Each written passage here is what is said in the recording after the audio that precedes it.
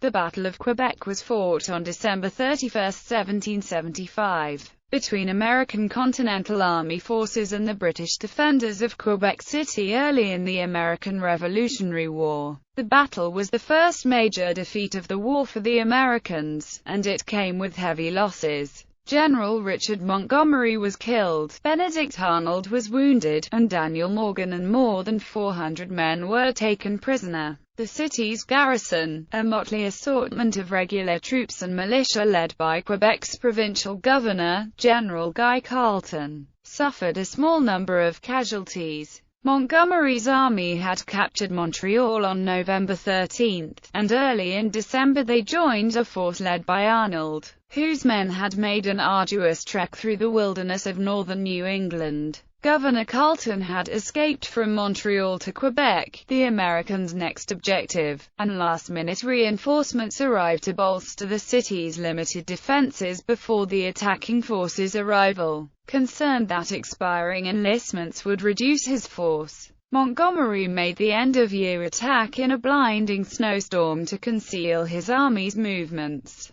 The plan was for separate forces led by Montgomery and Arnold to converge in the lower city, before scaling the walls protecting the upper city. Montgomery's force turned back after he was killed by cannon fire early in the battle, but Arnold's force penetrated further into the lower city. Arnold was injured early in the attack, and Morgan led the assault in his place before he became trapped in the lower city and was forced to surrender. Arnold and the Americans maintained an ineffectual blockade of the city until spring, when British reinforcements arrived. In the battle and the following siege, French-speaking Canadians were active on both sides of the conflict. The American forces received supplies and logistical support from local residents, and the city's defenders included locally raised militia. When the Americans retreated, they were accompanied by a number of their supporters. Those who remained behind were subjected to a variety of punishments after the British re-established control over the province.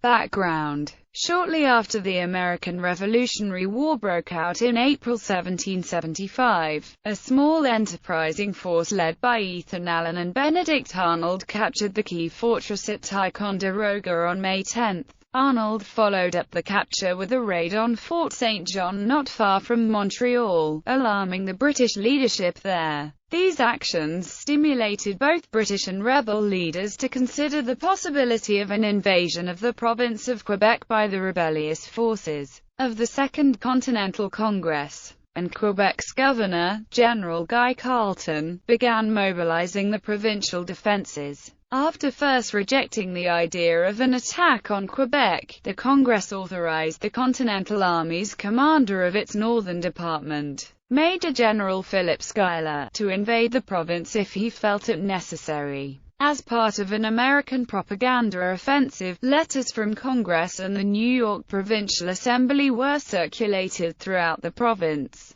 promising liberation from their oppressive government. Benedict Arnold passed over for command of the expedition, convinced General George Washington to authorize a second expedition through the wilderness of what is now the state of Maine directly to Quebec City, capital of the province. The Continental Army began moving into Quebec in September 1775. Its goal, as stated in a proclamation by General Schuyler, was to drive away, if possible, the troops of Great Britain that, under the orders of a despotic ministry, aimed to subject their fellow citizens and brethren to the yoke of a hard slavery. Brigadier General Richard Montgomery led the force from Ticonderoga and Crown Point up Lake Champlain, successfully besieging Fort St. John, and capturing Montreal on November 13. Arnold led a force of 1,100 men from Cambridge, Massachusetts on the expedition through Maine towards Quebec shortly after Montgomery's departure from Ticonderoga. One significant expectation of the American advance into Quebec was that the large French Catholic Canadian population of the province and city would rise against British rule. Since the British took control of the province during the French and Indian War in 1760, There had been difficulties and disagreements between the local French Catholics and the Protestant English-speaking British military and civilian administrations. However, these tensions had been eased by the passage of the Quebec Act of 1774, which restored land and many civil rights to the Canadians. The majority of Quebec's French inhabitants chose not to play an active role in the American campaign, in large part because, encouraged by their clergy, they had come to accept British rule with its backing of the Catholic Church and preservation of French culture. British preparations. Defense of the province. General Carleton had begun preparing the province's defenses immediately on learning of Arnold's raid on St. John. Although Carleton concentrated most of his modest force at Fort St. John, he left small garrisons of British regular army troops at Montreal and Quebec. Carleton followed the American invasion's progress, occasionally receiving intercepted communications between Montgomery and Arnold. Lieutenant Governor Hector Cramahe, in charge of Quebec's defenses while Carleton was in Montreal, organized a militia force of several hundred to defend the town in September. He pessimistically thought they were not much to be depended on, estimating that only half were reliable. Cramahe also made numerous requests for military reinforcements to the military leadership in Boston, but each of these came to naught. Several troop ships were blown off course and ended up in New York, and Vice Admiral Samuel Graves, the commander of the fleet in Boston, refused to release ships to transport troops from there to Quebec because the approaching winter would close the St. Lawrence River. When definitive word reached Quebec on November 3 that Arnold's march had succeeded and that he was approaching the city, Cramahe began tightening the guard and had all boats removed from the south shore of the St. Lawrence. Word of Arnold's approach resulted in further militia enlistments, increasing the ranks to 1,200 or more. 2 ships arrived on November 3, followed by a third the next day, carrying militia volunteers from St. John's Island and Newfoundland that added about 120 men to the defense. A small convoy under the command of the frigate HMS Lizard also arrived that day, from which a number of Marines were added to the town's defenses. On November 10, Lieutenant Colonel Alan McLean, who had been involved in an attempt to lift the siege at St. John, arrived with 200 men of his Royal Highland emigrants. They had intercepted communications from Arnold to Montgomery near Trois-Rivières, and hurried to Quebec to help with its defense. The arrival of this experienced force boosted the morale of the town militia, and McLean immediately took charge of the defenses. Carleton arrives at Quebec in the wake of the fall of Fort St. John. Carleton abandoned Montreal and returned to Quebec City by ship, narrowly escaping capture. Upon his arrival on November 19, he immediately took command. 3 days later, he issued a proclamation that any able-bodied man in the town who did not take up arms would be assumed to be a rebel or a spy, and would be treated as such. Men not taking up arms were given 4 days to leave. As a result, about 500 inhabitants joined the defense.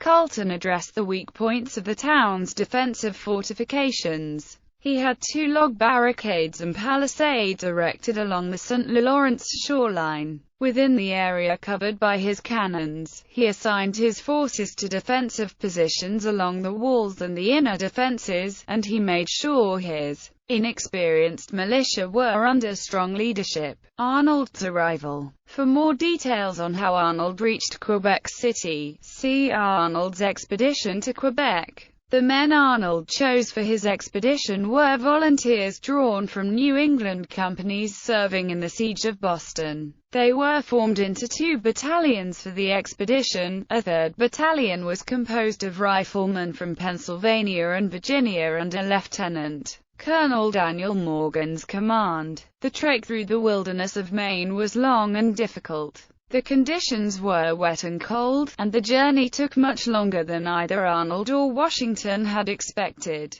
Bad weather and wrecked boats spoiled much of the expedition's food stores, and about 500 men of the original 1,100 died en route or turned back. Those who turned back, including one of the New England battalions, took many of the remaining provisions with them. The men who continued on were starving by the time they reached the first French settlements in early November. On November 9, the 600 survivors of Arnold's march from Boston to Quebec arrived at Point Levis, on the south shore of the St. Lawrence opposite Quebec City. Despite the condition of his troops, Arnold immediately began to gather boats to make a crossing. He was prepared to do so on the night of November 10, but a storm delayed him for 3 days. Once on the other side of the St. Lawrence, Arnold moved his troops onto the Plains of Abraham, about 1.5 miles from the city walls. The troops approaching Quebec's walls were significantly under-equipped. Arnold had no artillery, each of his men carried only 5 cartridges, more than 100 muskets were unserviceable, and the men's clothing had been reduced to rags.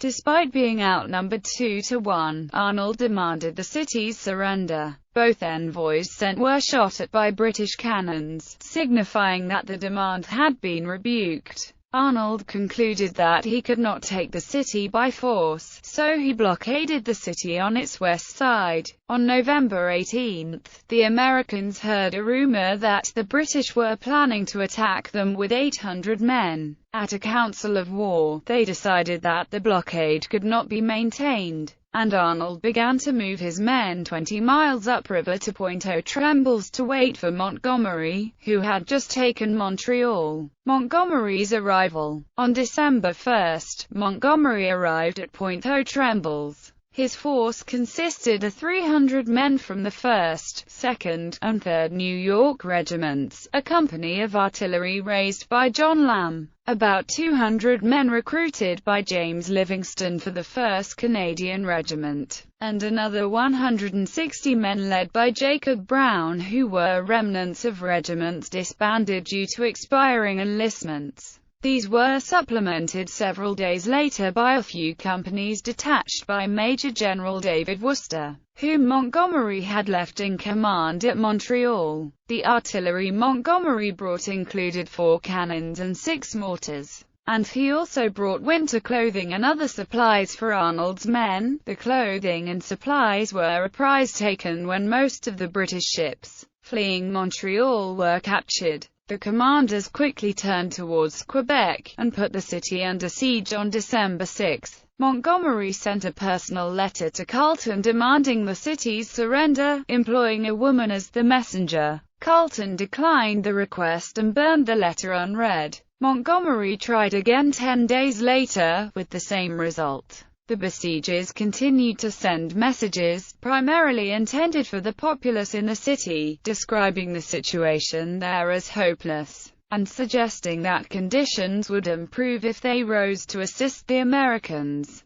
On December 10, the Americans set up their largest battery of artillery 700 yards from the walls. The frozen ground prevented the Americans from entrenching the artillery, so they fashioned a wall out of snow blocks. This battery was used to fire on the city, but the damage it did was of little consequence. Montgomery realized he was in a very difficult position, because the frozen ground prevented the digging of trenches, and his lack of heavy weapons made it impossible to breach the city's defenses. The enlistments of Arnold's men were expiring at the end of the year, and no ammunition was on the way from the colonies. Furthermore, it was very likely that British reinforcements would arrive in the spring, meaning he would either have to act or withdraw. Montgomery believed his only chance to take the city was during a snowstorm at night, when his men could scale the walls undetected. While Montgomery planned the attack on the city, Christophe Pélissier, a Frenchman living near Trois-Rivières, came to see him. Pélissier was a political supporter of the American cause who operated the St. Maurice Iron Works. He and Montgomery discussed the idea of holding a provincial convention to elect representatives to Congress.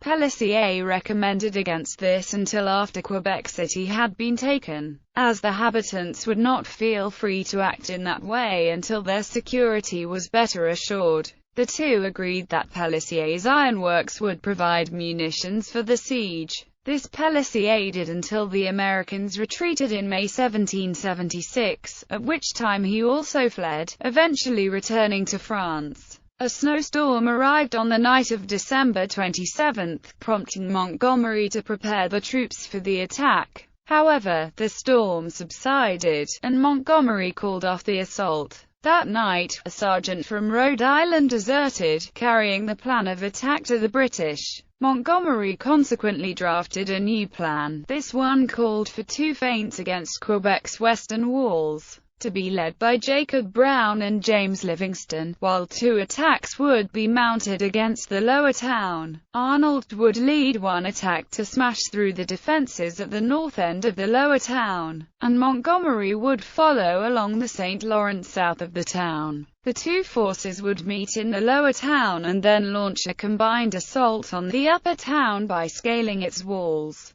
The new plan was revealed only to the senior officers. Battle. Montgomery's attack. A storm broke out on December 30, and Montgomery once again gave orders for the attack. Brown and Livingston led their militia companies to their assigned positions that night. Brown by the Cape Diamond Bastion, and Livingston outside Street John's Gate. When Brown reached his position between 4 a.m. and 5 a.m., he fired flares to signal the other forces, and his men and Livingston's began to fire on their respective targets. Montgomery and Arnold, seeing the flares, set off for the lower town. Montgomery led his men down the steep, snow-heaped path towards the outer defenses. The storm had turned into a blizzard, making the advance a struggle. Montgomery's men eventually arrived at the palisade of the outer defenses, where an advance party of carpenters sawed their way through the wall. Montgomery himself helped saw through the second palisade, and led 50 men down a street towards a 2-story building. The building formed part of the city's defenses, and was in fact a blockhouse occupied by 15 Quebec militia armed with muskets and cannons.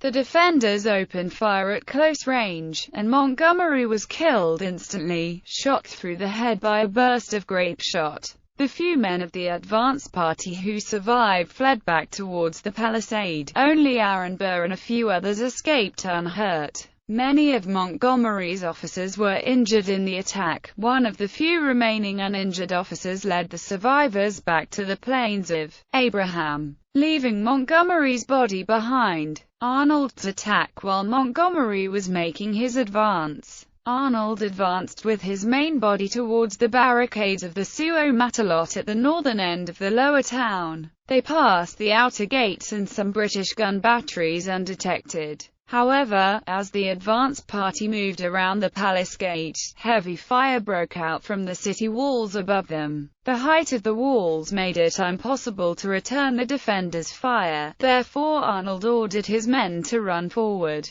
They advanced down a narrow street, where they once again came under fire as they approached a barricade. Arnold received a shot in the ankle as he was organizing his men in an attempt to take the barricade and was carried to the rear. After transferring command of his detachment to Daniel Morgan, under Morgan's command, they captured the barricade, but had difficulty advancing further because of the narrow twisting streets and damp gunpowder, which prevented their muskets from firing. Morgan and his men holed up in some buildings to dry out their powder and rearm, but they eventually came under increasing fire. Carleton had realized the attacks on the northern gates were feints and began concentrating his forces in the lower town. A British force of 500 sallied from the palace gate and reoccupied the first barricade, trapping Morgan and his men in the city. With no avenue of retreat and under heavy fire, Morgan and his men surrendered.